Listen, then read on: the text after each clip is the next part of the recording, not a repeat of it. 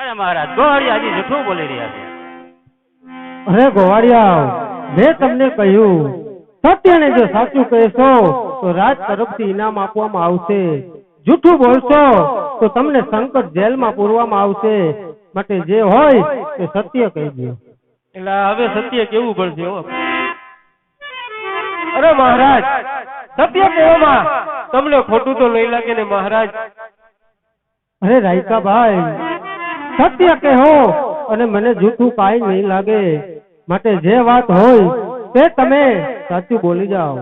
તો સાંભળો મહારાજ, અમે નથી કહેતા, પરંતુ આ પોકરણગઢની પ્રજા કહે છે કે અજમલ રાજા પાટી ભેદે વાંજ્યા છે. કારણ કે જ્યારે ખેડૂત વાવણીઓ વાળા જાય અને તમે અમે મરો એટલે તેમનું ખેતર વાંજ્યું ગણાય મહારાજ. એ જ રીતે અમે અમારા ગીગલાના ઊંઘનું આણું તેડવા જતા હતા અને તમે અમે મળ્યા એટલે અપશુકન થયા મહારાજ. કારણ કે અમારો ગીગલો પણ વાંજ્યો રહે મહારાજ. અરે રાયકા ભાઈ, તમે કહો છો કે હું વાંજ્યો છું. કઈ રીતે હું વાંજ્યો કહેવાય? કારણ જગદંબાને જાફી પાડે હાજરી મારે 3 દીકરીઓ છે. માટે હું કઈ રીતે વાંજ્યા કહેવાય?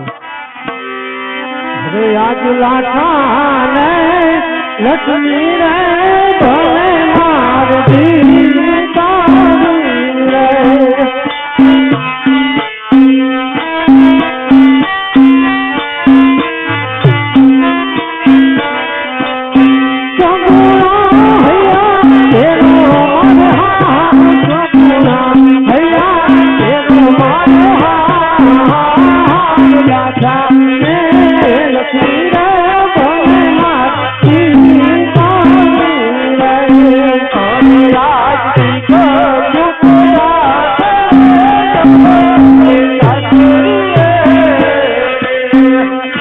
બરોબર છે રાયકા ભાઈ.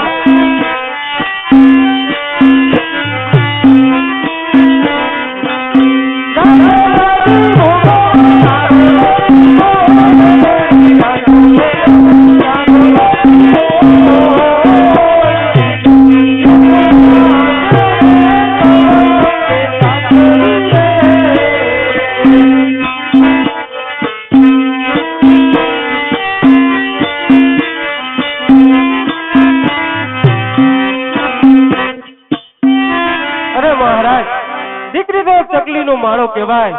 કાલે પાખું આવે ને ઉડી જાય મહારાજ.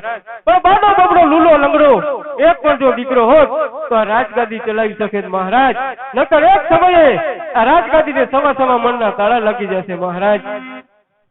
બરોબર છે રાયકા ભાઈ. જો તમારે અત્યારે અપશુકન થયા હોય તો કાલે સવારે સારા સુકન જોઈ તમારા ગગલાની વહુના આણા તેડવા જજો. અરે પ્રધાનજી, રાયકા ભાઈ ને રાજ તરફથી ઇનામ આપી દો. કાલ સવારે લઈ જાજો. ભલે મહારાજ. અરે પ્રધાનજી, હવે આપણે આગળ જવું નથી. માટે અત્યારે રાજમાંથી તમારા માતુજીને બોલાવો.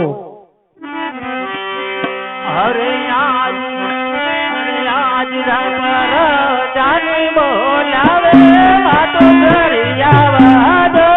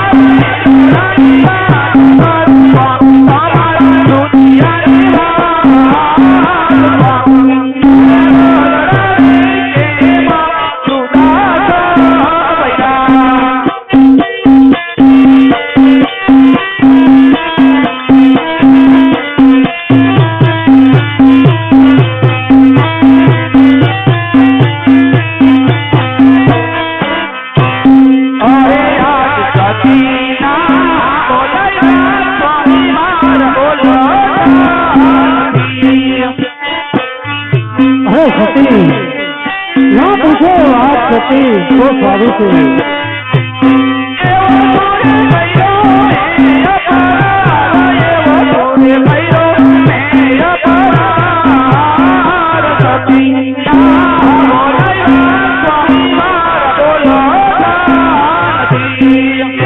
અરે સતી આજ તમે હદ કરો છો માટે મારે તમને કેવું જોશે સતી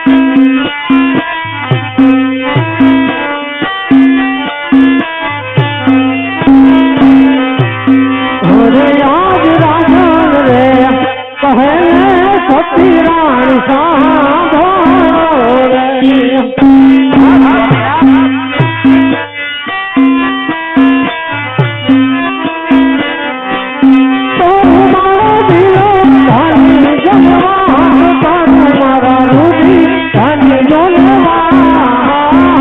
રાજન કહે ને સતી મારા સાંભળો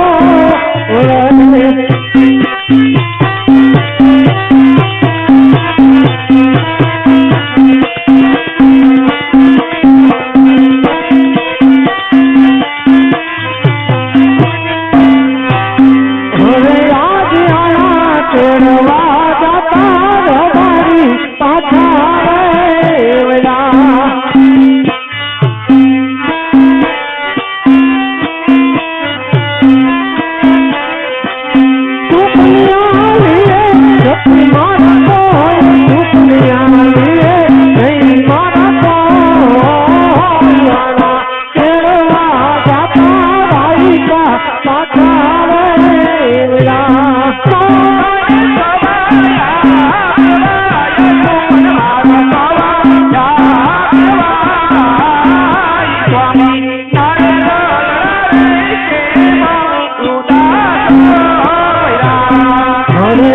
કોકણ ગઢની સજા સતી મન મેળા બોલે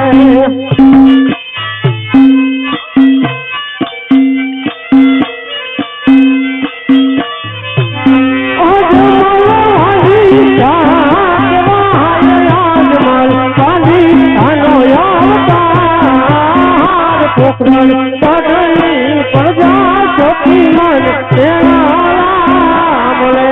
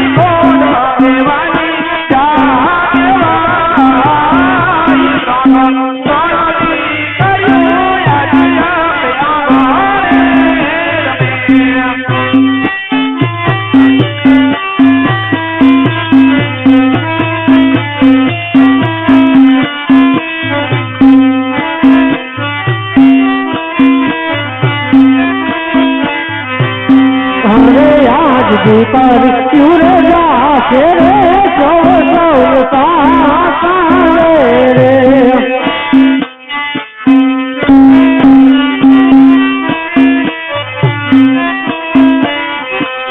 રાજગાદી ભોગવે એવું નથી કોઈ રાજગાદી ભોગવે તારું નથી કોઈ દીકર તુરે જાશે રે સૌ સૌ સાસરે રે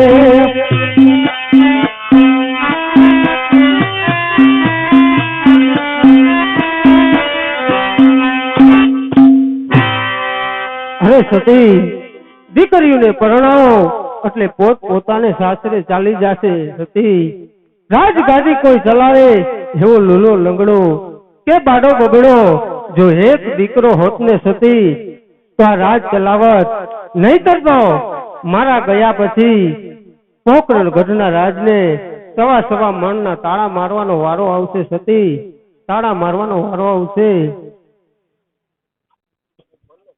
અરે સતી એટલા જ માટે મને પુત્રનું વરદાન માંગવા સતી કાશી વિશ્વનાથ ભોળાનાથના ચરણે જવા દો સતી અરે સ્વામીનાથ ભોળાનાથ તો દયાળુ છે પણ જરૂર દર્શન આપશે ભલે સતી તો માટે ચાલ હવે હું ભોળાનાથના ચરણે જાઉં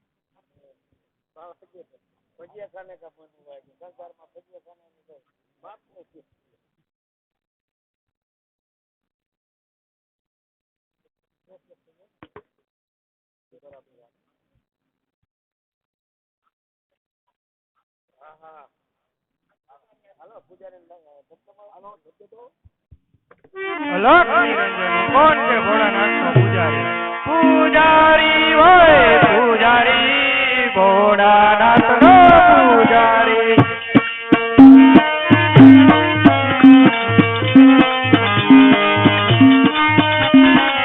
મારે ભક્તિ કરવી મારે ભક્તિ કરવી શિવ શંકરની ભક્તિ કરવી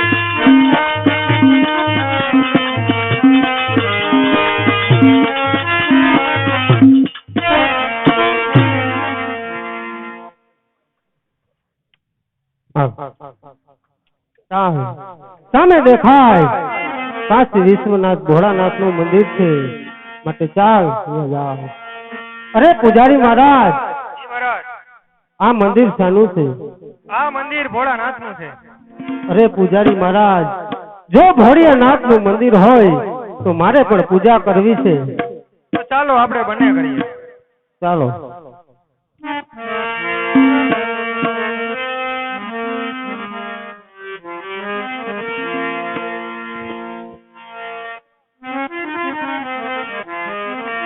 હા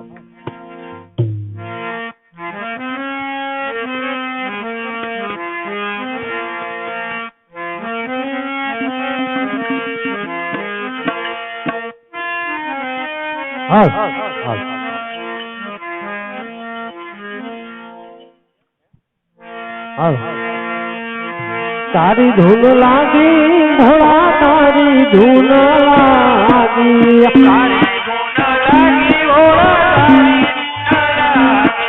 તારી ધૂન લાગી ભોળા તારી ધૂન લાગી પાર્વતી ના પ્યારા તે તારી ધૂન લાગી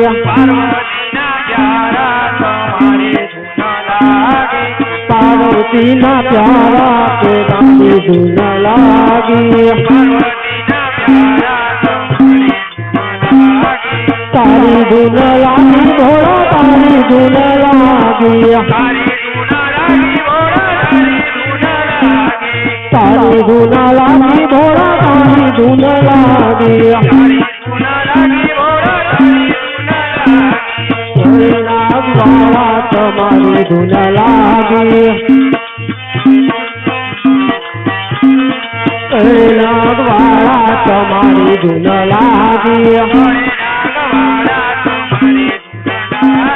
તારી ધૂન લાગી ભોળા તારી ધૂન લાગી તારી ધૂન લાગી ભોળા તારી ધૂન લાગી ઓ નમઃ શિવાય ઓ નમઃ શિવાય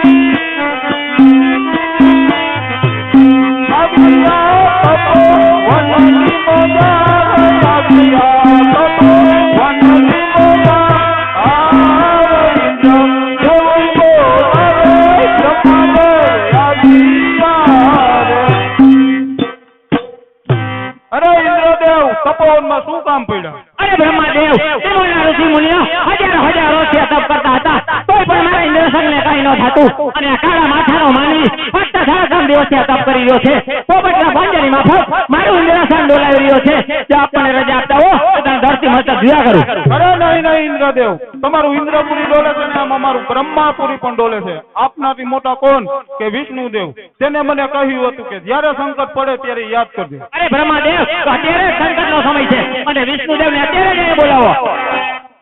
અરે આજ બ્રહ્માદેવ બોલાવે, વિષ્ણુદેવ આવો છો.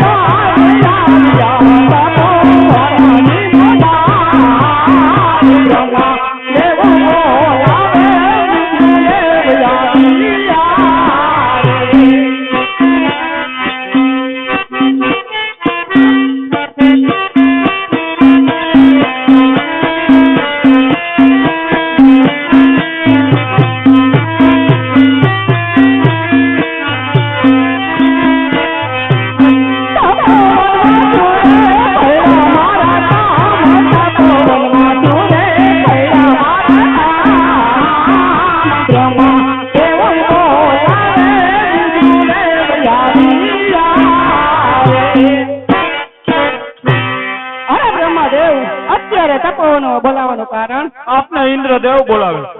મારા ઇન્દ્રદેવ અત્યારે તપોવનો બોલાવવાનું કારણ અરે વિષ્ણુદેવ ત્રિમૂર્ણા ઋષિ મુનિઓ હજારો વર્ષે તપ કરતા હતા તોય પણ મારા ઇન્દ્રસંગને કઈ ન થતું અને આ કાળા માથાનો માનવી ફક્ત 3 દિવસથી તપ કરી રહ્યો છે પોપટના પાંજરીમાં ફક્ત મારું ઇન્દ્રસંગ ડોલાવી રહ્યો છે જો આપણને રજા આપતા હો તો તારે ધરતી મસ્તક જુદા કરું.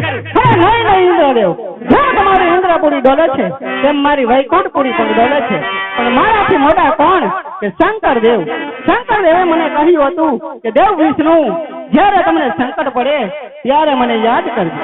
અરે વિષ્ણુદેવ અત્યારે સંકટનો સમય છે માટે ભોળાનાથને અત્યારે જ અહીંયા બોલાવો.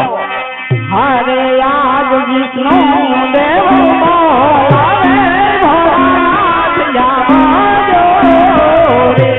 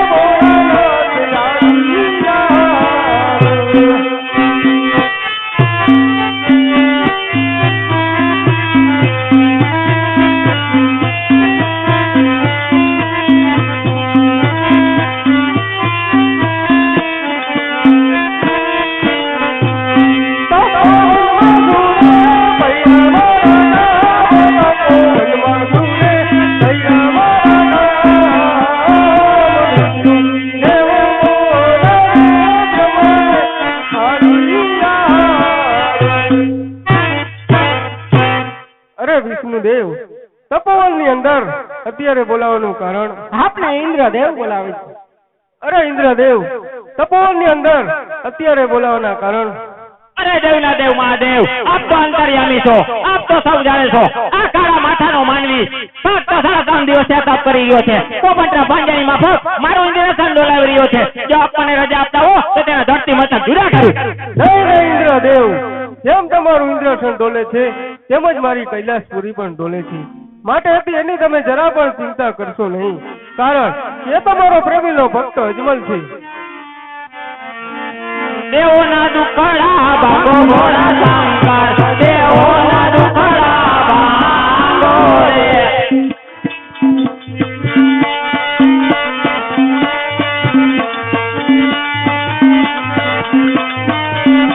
તમારી જટામાં ગંગાને જમના, તમારી જટામાં ગંગાને જમના.